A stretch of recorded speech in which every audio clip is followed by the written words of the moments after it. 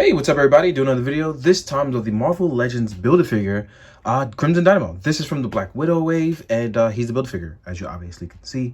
This is one of those cool things where I really like what we got here.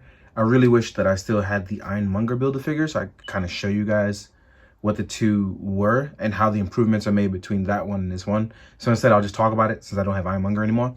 But I will say this. I really like Crimson Dynamo. I like the red. I like the Winter Guard, aka the Red Guard, and big fan of how they're drawn by Ed McGuinness. So it's really fun to have this Build-A-Figure. I'm really hoping we see the rest of the team because it really is basically the Russian version of the Avengers, and it's still cool to see them drawn. I'm really glad they're popping up in Jason Aaron's book as one of the enemies, as the antagonist teams, and it's like a real good thing going on. But this one was first seen, at least this version of the armor was first seen in the limited series back in 2003. Since then, there's been several people that have this armor, but this guy actually has it right now. I believe we're on our 6th Crimson Dynamo. And yeah, this is the way it still currently looks. Now let's jump into the Build-A-Figure and talk about it. Now, I really like this guy. He has a lot of weight and size, and it kind of has like an Ed McGuinness feel to it, all while still keeping a really cool portion. I forgot who first drew the 2003 limited series, but if the name comes to me, I'll put it in the description. But I really like that they added these vials here on the side. This was something that was added much later. I believe it was still in the 2003 series, but I know it prominently pops up later, as well as the pipe tubing here. And if you turn around, you see your thruster part that he has back here. Same go for the feet. Even though they're plug holes, they're still like a reactor part pieces. So one of the cool things about this is that he moves a lot better, in particular to the Ironmonger, who seems a little bit more on the stiff side. So let's talk about that now.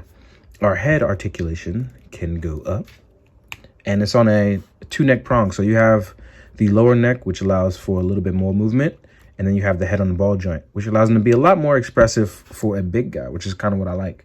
So even here, as he kind of stands up and looks cool, he can look off to the side, he can tilt his head, he can, like, you know, just give really cool nods. What's most important is he can tuck that head backwards for flight poses. This is very important when you're gonna do any sort of flight poses with this big Build-A-Figure. And I know it seems kind of crazy to even do it with him, but I'm pretty sure it's very capable of at least doing the solid rocket thrust that you would see, especially if you go by the Ultimates art when it was the Crimson Dynamo Army. So this is really nice. I like that the Red Star kind of looks like it's lit up, even though it's not. It's a little bit of the paint here on the inside, but you know what? I don't think that kind of stuff bothers me. I like the way it looks. Now, another cool thing is if you want to take these off to do some type of battle armor or battle damage, these are one of the cool things that you can do. I really like that. Now, our arm can go all the way up. We have our bicep swivel, single jointed, but that doesn't bother me as a Build-A-Figure. He's a big guy, but it would have been nice to have him as a double jointed figure. But still, I think we get a lot. That arm tucking in is really nice too, so I like how that looks. We can actually rotate it all the way around like a standard Marvel Legend. Now, the reason why I took one off so you can see what it looks like with one off. With one on, we can still get the same range. We can still rotate, and our arm can still go up. You will come right here, and you will kind of pinch your shoulder armor, so please be a little careful. That's why I wanted to show you guys that. Now, as far as the rest of the body, I really like the way this upper torso moves.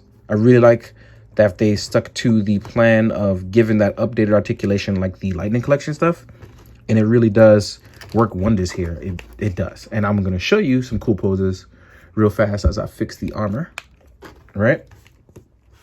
Now, with this combined upper torso swivel, or should I say midsection swivel, devil, we have a leg articulation that actually can move up, and we have double jointed legs. There's going to be that armor stoppage right here. There's that extra piece of plastic that stops it from kind of folding in on itself, which is actually pretty nice. And we have a generous ankle pivot for a really big Build-A-Figure, as well as the feet going backwards and forwards. Now, if you want to get some really cool styles that kind of cover, I like that it does not break. Oh, that saved my life just now. If you want to cover some really cool, actually, this goes outward too, and I forgot all about that. So this actually can come outward just a little bit too.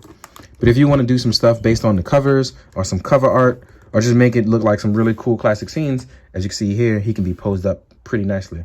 You already saw that he can get into a flight pose. And even if you want to throw a punch, because these can move by swiveling just a little bit up and down, you actually can get a really good punching motion with this guy, just like that. It's actually fairly easy for this Build-A-Figure. They make it really clean and easy for you to actually play with the Crimson Dynamo Build-A-Figure. It's one of those really cool things. Now, the one gripe I may have with it is that it's really heavy up top. So you have to be very careful how you're going to pose this guy up, because he is more top heavy than he is anything else. That's the one major gripe. But as a Build-A-Figure, I think most people kind of leave their Build-A-Figures to do absolutely nothing.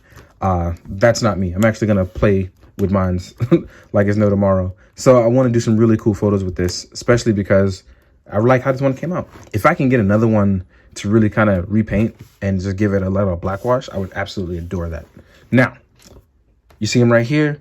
One thing I want to do and definitely talk about is how he looks with other figures. So first things first, let's do him up with Red Guardian. And then we're going to compare him to some Iron Man. But the reason why I want to compare him to Red Guardian, both the movie and the comic version, because people will kind of want to know like what they're getting into, if they compare it with, will we ever like get the full team? So we won't know. I know we got Crimson Dynamo and Red Guardian. So here is the movie figure, which stands at a pretty decent height. It's not that bad at all. And here we have the comic figure, which I actually like a lot. And like I said, they're on the current team together. And I really hope we get his twin sister, Darkstar? Yes, Darkstar. And I hope we get Major Ursa. If we can get Major Ursa as a Build-A-Figure, I would absolutely adore that. Even as a deluxe figure, I would adore that. Who wouldn't want a giant bear as a cool figure?